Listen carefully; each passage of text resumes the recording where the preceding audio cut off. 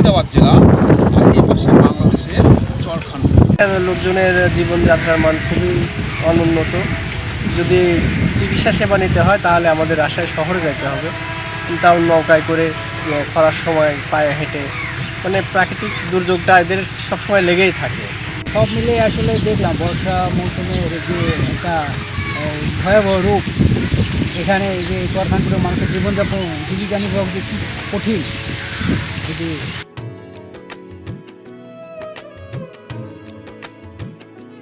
আজকে ভালো লাগছে, এর আগে আসছিলাম ভাই খুব গরম, অতিরিক্ত? হ্যাঁ অতিরিক্ত, মানে 43 ডিগ্রি সেলসিয়াস ছিল তখন। আরে বাপরে বাপ, মানে ফোনই বন্ধ হয়ে যায়, এত গরম। এত গরম। আর আজকে অনেক ভালো লাগতেছে যে নদীতে একদম পাড়ের এই গ্রামে এসে নামছি, আর অন্যদিন তো হাঁটা লাগছে ওই 1.5 ঘন্টা, জি জি জি। কিন্তু আজকে হাঁটা লাগেনি, অনেক ভালো লাগতেছে আজকে। তারপরে বড় ভাই সালাউদ্দিন সুমন ভাইয়ের সাথে আসছি, আমান ভাই আছে, জি জি। কবি ভাই আছে, আমার খালাত ভাই বকুল আছে, এসে অনেক ভালো লাগলো। আজিজুল ভাইয়ের সাথে সম্পর্কের টানে আসি, সব মিলিয়ে আর কি, যে কোনোটাকেই অস্বীকার করা যায় না। যে তার সাথে আমার সম্পর্ক যেমন মধুর, এখানকার খাবারগুলো আমার কাছে সেই রকম খুবই খুবই ভালো লাগে।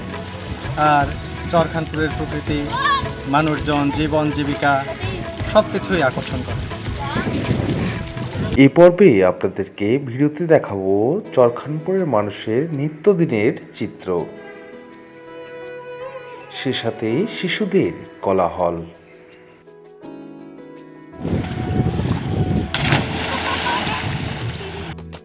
হঠাৎ ঝমঝম বৃষ্টি গ্রাম্য পরিবেশে, চরখানপুর আজিজুল ভাইয়ের বাসায়।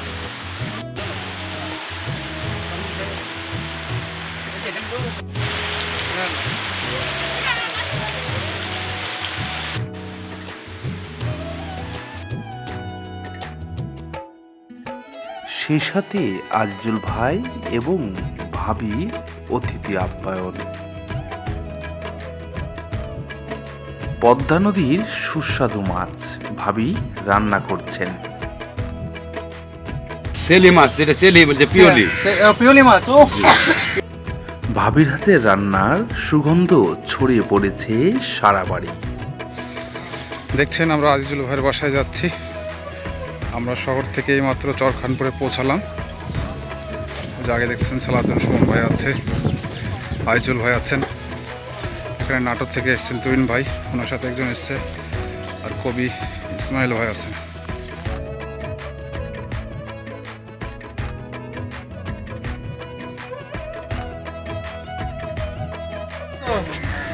ভালো আছো তুমি?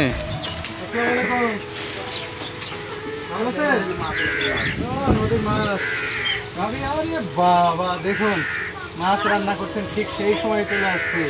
ভাবি কেমন আছেন? ভাবি চুলার পরে রান্না করছেন।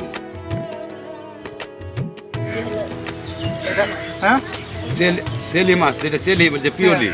পিওলি মাছ। ও পিওলি মাছ খুবই আর এটা হচ্ছে বাইলে, আর বেলে মাছ। এই যে দেখুন বেলে চিংড়ি মাছ। চালা চালা। ভাবির হাতের রান্না বেশ কয়েকবার খেয়েছি, অতুলনীয় স্বাদ।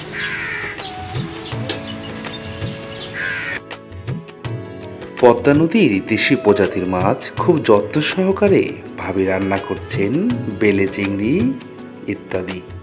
সুগন্ধে বলছে খেতে অনেক মজা হবে। আজিজুল ভাইয়ের মাচালে বসতেই ভাবি নাস্তা পরিবেশন করতে লাগলেন।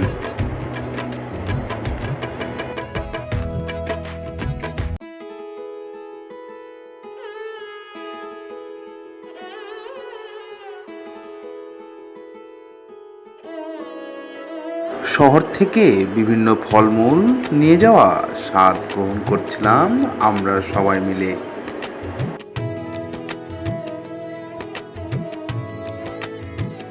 ভাবি সেগুলো একে একে পরিবেশন করছিলেন আমাদেরকে। সেই স্বাদ।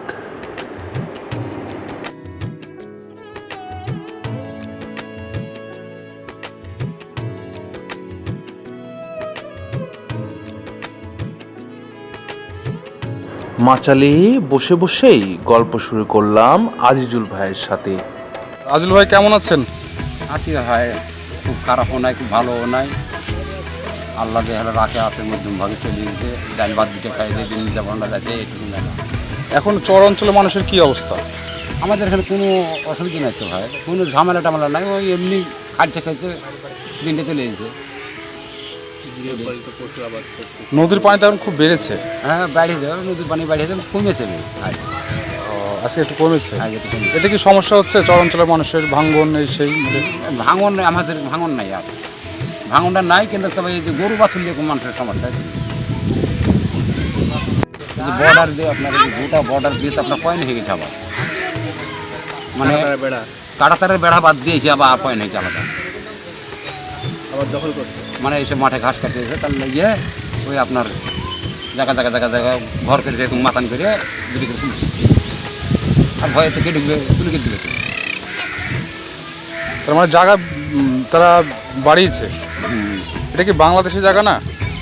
ইন্ডিয়ার জায়গায়, ইন্ডিয়ার জায়গা, কিন্তু আগে যে জায়গায় তার কাটা বেড়া ছিল ওখান থেকে আবার ওখান থেকে আরো সামনে নিয়ে এসছে। না ওই যে ওটা আছেই, ওটা তো আছেই, আবার আলাদা করেছে। আলাদাভাবে একটু আগে নিয়ে এসছে, বাড়তি করে নিয়ে এসছে।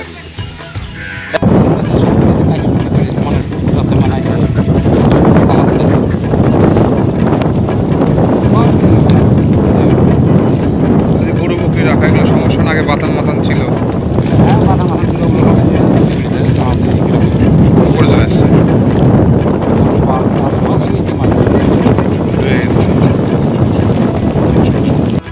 সুমন ভাইয়া ড্রোন বার করলেন ড্রোন শুট নেওয়ার জন্য চরখানপুরের।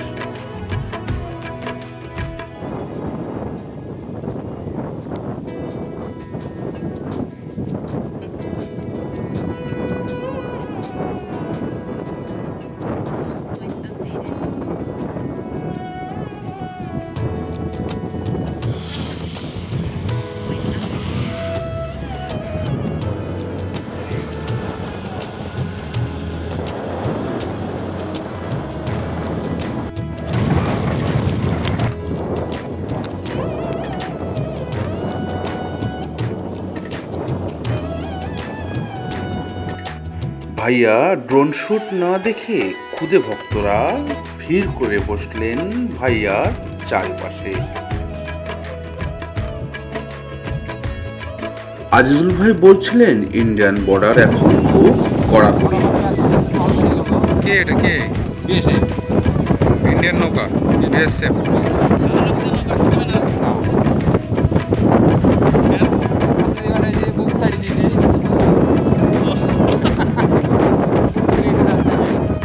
দিচ্ছে বিএসএফ। কোথায় থেকে কোথায় টহল দেবে?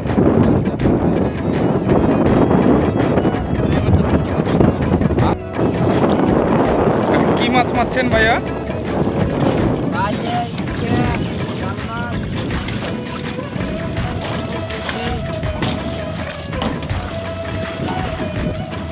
পদ্মা নদীর মাছ, কি সুন্দর মাছ।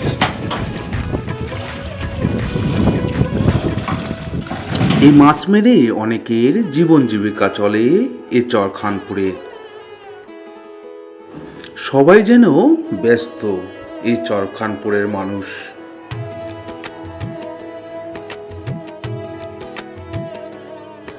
শিশুরা লাফ ঝাঁপ খেলছে পদ্মা নদীতে। নদীতে ভরা মৌসুম হয়, এখন নদীতে বেশ পানি আছে। সেই আনন্দে কিশোররা লাফ দিচ্ছে পদ্মা নদীতে। বাল্যকালে আমাদের গ্রামে পুকুরে কত না লাফ দিয়েছি, ঘোলা করেছি পুকুরের পানি, গালও খেয়েছি অনেকের। এই কিশোরদের লাফ ঝাঁপ দেখে বাল্যকালের কথা মনে পড়ে গেল। সে দিনগুলো ছিল না কত না মধুময়।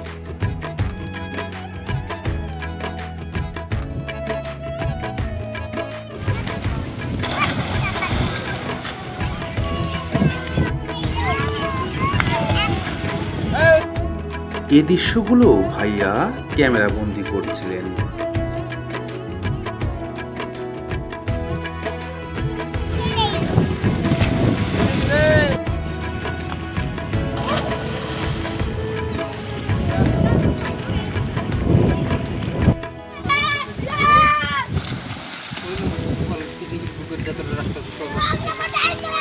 পদ্মা পার ঘুরে আবার চলে এলাম আজিজুল ভাইয়ের বাসায়। এবার খাবারের পালা।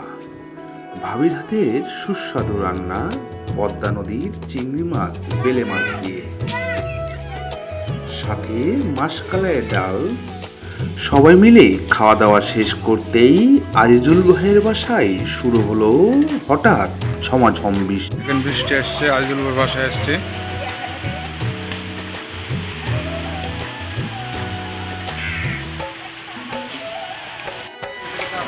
বৃষ্টি আসা দেখে গরু, বকরি, ছাগল হেসেল সামলাতে ব্যস্ত হয়ে গেলেন বাড়ির সবাই।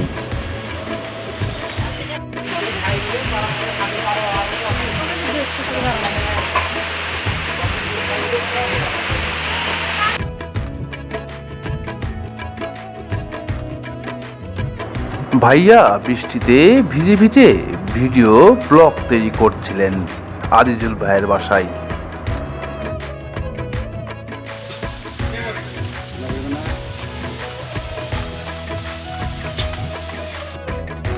গ্রাম্য পরিবেশে বৃষ্টি, আহা কত না মিষ্টি। শিশুরাও মিষ্টি বৃষ্টির ছোঁয়া নিচ্ছিল।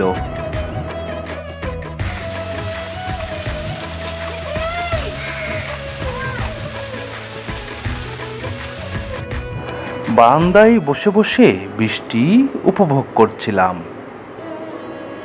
এখানেও থেমে নেই অতিথি আপ্যায়ন। একদিকে বৃষ্টি, আরেকদিকে আজিজুল ভাইয়ের গরুর দুধ পান করছিলাম খুব তৃপ্তি সহকারে।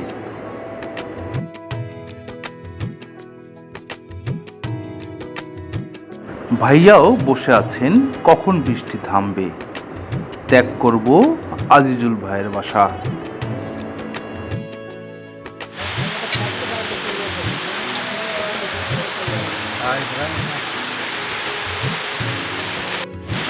শুরু হলো মুষলধারে বৃষ্টি।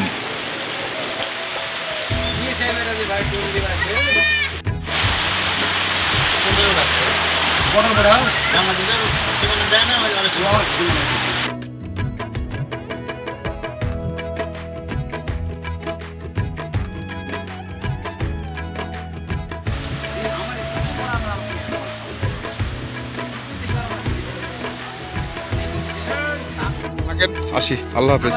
জি, আমরা আজিজুল ভাইয়ের বাসা থেকে রওনা দিলাম। এখন আমরা যাব হচ্ছে মিডিল চরে, যেটা বলা হয় রাজশাহী 10 নম্বর চর। সেখানে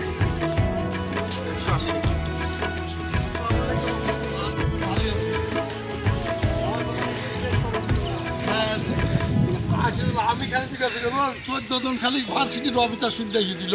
তাই নাকি? হ্যাঁ, পদ্মা নদীর ধার দিয়ে ছুটে চললাম আমরা নৌকার দিকে। প্রতি বছর এ সময় বেড়ে যায় নৌকা বানানোর কাজ।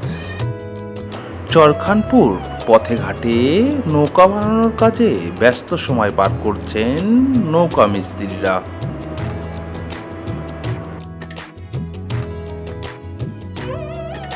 মেঠো পথ ধরে ছুটে চললাম ভাইয়ার সাথে পিছু পিছু।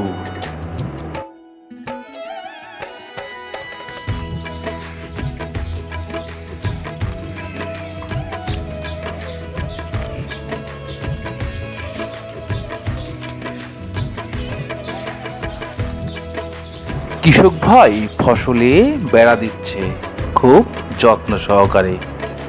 তুন ভাই, এর আগে তো আপনি আসছেন চরখানপুরে, আসছে ভাই, 3 বার আসছেন। 3 বার আসা হইলো।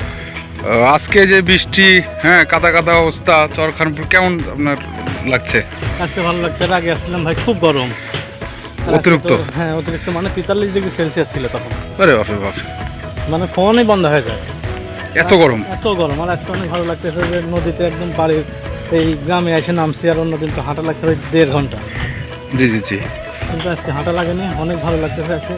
তারপরে বড় ভাই সালাউদ্দিন সুমন ভাইয়ের সাথে আসছি, আমান ভাই আছে, জি জি। কবি ভাই আছে, আর আমার খালাত ভাই বকুল আছে। এসে অনেক ভালো লাগলো, খুবই ভালো লাগলো চরখানপুরে আসে। তো এখন কোথায় যাচ্ছেন? এখন মিডিল চলে যাচ্ছি আমরা। চরখানপুর ঘুরে শেষ করে শেষ করে এখন মিডিল চলে যাচ্ছি, তারপরে ওখান থেকে আরেকটা চরে যাব, তারপরে রাজশাহী শহরের থেকে বাসায় চলে যাব। নাটোরে। নাটোরে। ঠিক আছে ভাই। ট্রলার নিয়ে জমি চাষ করার জন্য ছুটে চলেছে কৃষক ভাই।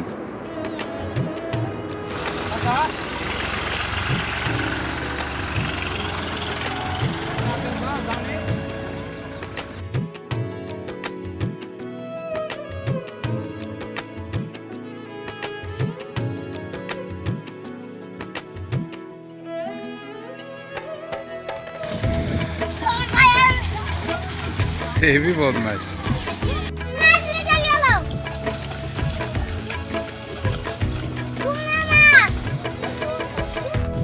চরখানপুর থেকে এখন আমরা যাচ্ছি মিডল চরে। মিডল চরের আগে আমি 2008 সালে গিয়েছিলাম, তখন সেখানে একটা বাড়ি ছিল। তারপর শুনেছি মিডল চর এখন বড় হয়ে গেছে, কারণ চরখানপুর ভেঙে গেছে, ওইদিকে গড়ে উঠছে। তো কেমন গড়ে উঠলো যাবো যাবো করছিলাম, যাওয়া হয়নি। তো আজকে সেখানে যাচ্ছি 2008 থেকে 2024 দীর্ঘ সময় পর। অনেক বছর চলে গেছে। দেখা যাক কেমন লাগে।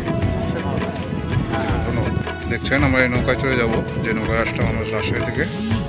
এই নৌকায় চলে আবার মিডিল চরে আমরা যাব সবাই একসাথে।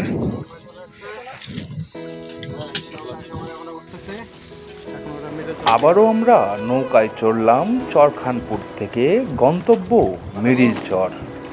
আজিজুল ভাই বৈঠা নিয়ে দাঁড়িয়ে আছেন।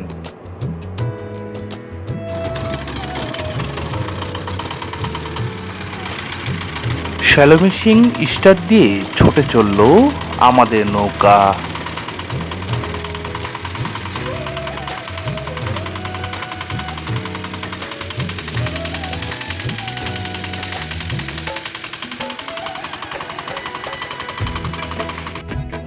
মিডিল চরে আমাদের সাথে আজিজুল ভাইও যাচ্ছেন।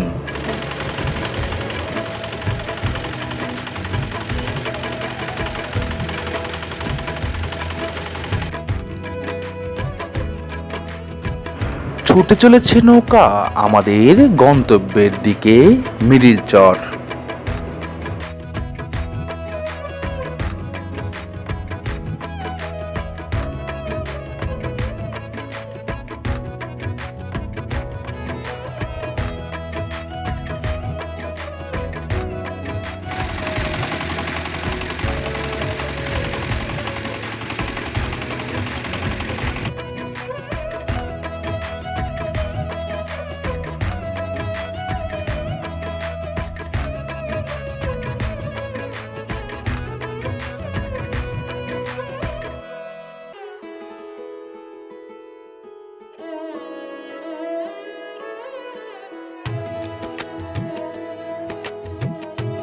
খুবই উৎসাহিত হয়ে আছি, দেখব মিডিল চর। সেখানে নাকি মানুষের চাইতে গৃহপালিত পশুই বেশি। সেখানে মাঠে চড়ে হাজার হাজার গৃহপালিত পশু।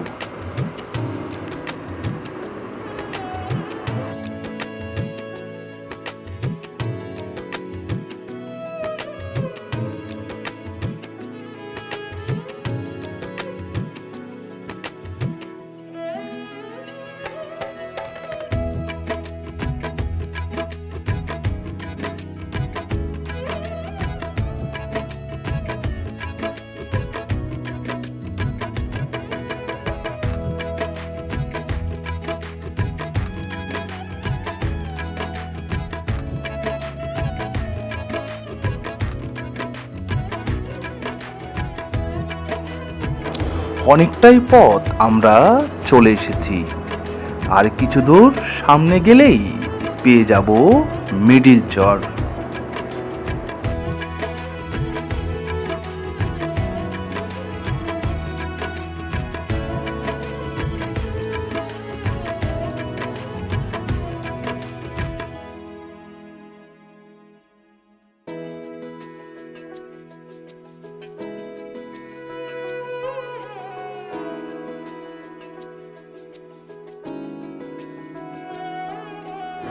আমরা চলে এসেছি মিডিল চরের কাছাকাছি। এখন আমাদের কিছুটা পথ হেঁটে যেতে হবে।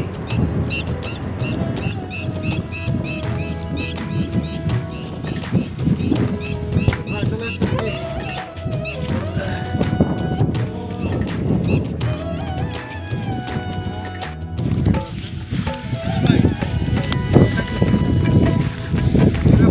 যে দেখছেন সামনে বাড়িঘর, এটাই হচ্ছে মিডিল চর। আমরা এখান থেকে নৌকায় নেমে এখন কিছু পথ পায়ে হেঁটে যাব সেই জায়গায়। মিডিল চরের গ্রাম ঘুরে ঘুরে দেখাবো আপনাদেরকে তৃতীয় পর্বে।